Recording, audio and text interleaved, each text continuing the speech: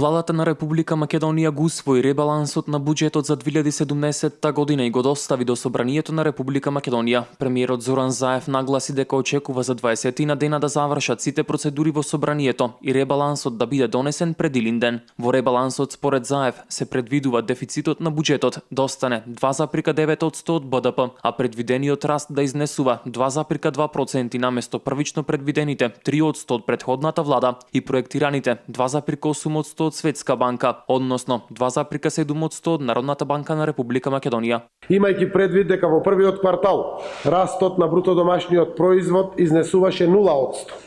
Нашите проекции се дека до крајот на годината ќе постигнеме раст од 2,2%. Тоа е реална проекција, ако имаме предвид дека Светската банка ни предвидуваше 2,8%, а Народната банка на Македонија 2,7%. Овие интервенции и вака дизајнираниот ребаланс се резултат на намерата за домакинско работење на оваа влада. Дозволете да го аргументирам овој наш став.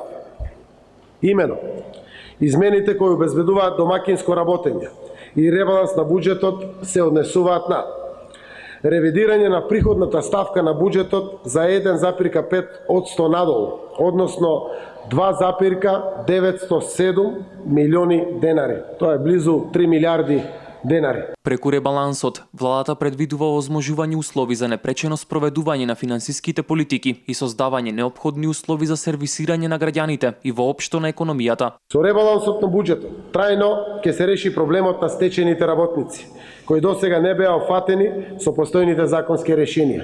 Тоа се сите овие наши сограѓани кои што со години и во лето и на студови протестираа широм целата наша земја.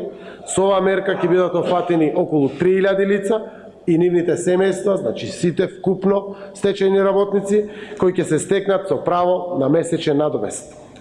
Кратењето на непродуктивните трошоци во буџетот ќе обезбеди и поддршка на домашниот туризам, преку субвенционирање на годишен одмор за работниците со ниски приходи во износ од 1 милион евра или 60 милиони денари.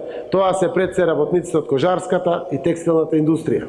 Со измените и дополнувањата на буџетот, како што потенцира Заев, се обезбедени средства за субвенционирање на минималната плата со цел да изнесува 12.000 денари, почнувајќи од 1 септември. Со оваа мерка се предвидува владата да субвенционира околу 70% од потребниот пораст на бруто платата и со неа ќе бидат опфатени околу 70.000 вработени.